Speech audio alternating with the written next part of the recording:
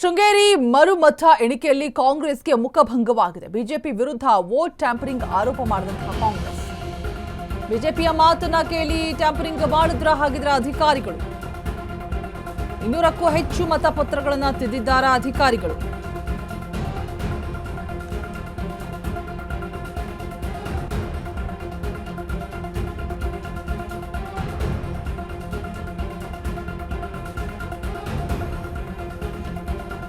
ಈ ಬಗ್ಗೆ ತನಿಖೆ ಆಗಬೇಕು ಡಿಸಿಎಂ ಡಿಕೆ ಶಿವಕುಮಾರ್ ಆಗ್ರಹಿಸ್ತಾ ಇದ್ದಾರೆ.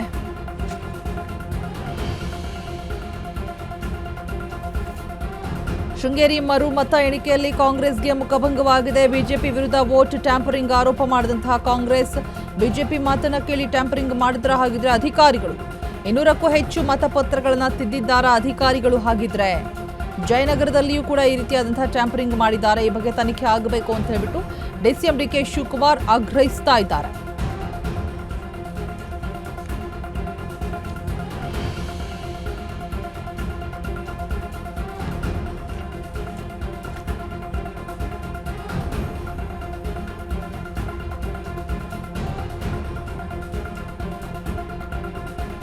ಶೃಂಗೇರಿ ಮರುಮತ ಎಣಿಕೆಯಲ್ಲಿ ಆಗಿರುವಂತಹ ಕಾಂಗ್ರೆಸ್ಗೆ ಮುಖಭಂಗ ವಿಚಾರವಾಗಿ ಮಾತನಾಡಿರುವಂಥದ್ದು ಡಿಕೆಶಿ. ಮನೇನ ನೋಡಿ ಬರಬೇಕು, ನಮಗೂ ಒಂದು ಸಂಭ್ರಮ. ಅವ್ರು ಕರೆದ್ರೆ ಏನಾದ್ರು ಒಂದು ಹೋಗಿ ನೋಡಿ ಬರ್ಬೇಕು. ಅದೊಂದು ಅರಮನೆಯನ್ನ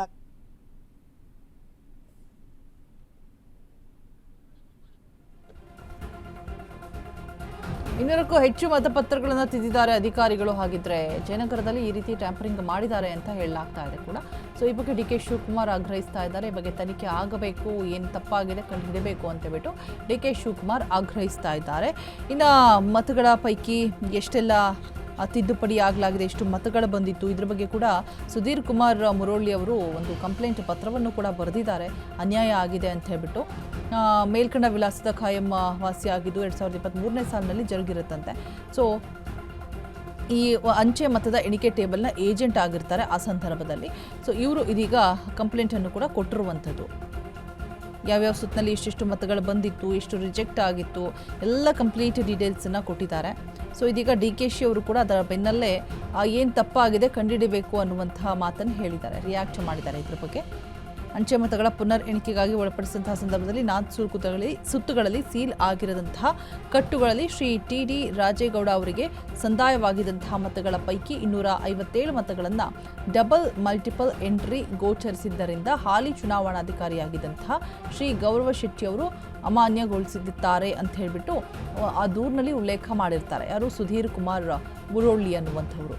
ಸೊ ಹಾಗಾಗಿ ತನಿಖೆ ಆದ ನಂತರವೇ ತನಿಖೆ ಮಾಡಬೇಕು ಅಂತ ಹೇಳ್ಬಿಟ್ಟು ಡಿಕೆ ಶಿವಕುಮಾರ್ ಆಗ್ರಹಿಸ್ತಾ ಇದ್ದಾರೆ.